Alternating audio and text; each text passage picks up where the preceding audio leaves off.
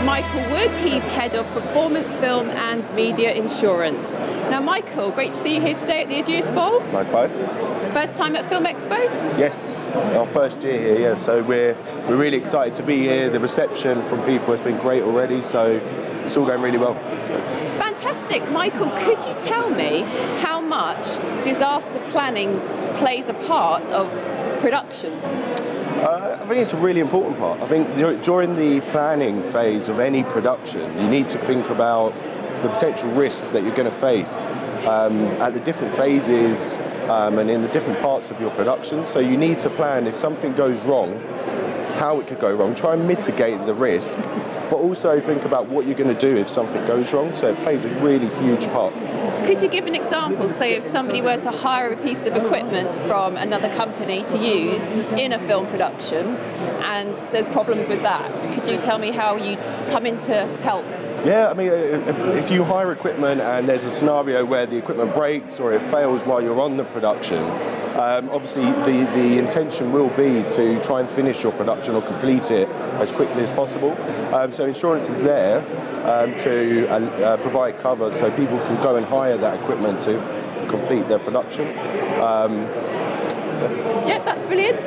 And how should producers think about this when they're starting the planning of their whole big production? At what stage do you come in?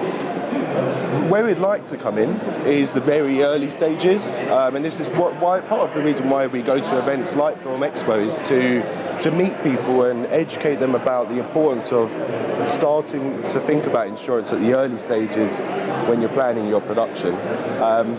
Because then you're thinking about your risk, what could go wrong, and you've got more chance of your project being successful. Yep. And what kind of attitude are you generally experiencing from producers in the industry? Very difficult question. I mean, you can't really generalise it, but in the main, most producers have a positive attitude to risk.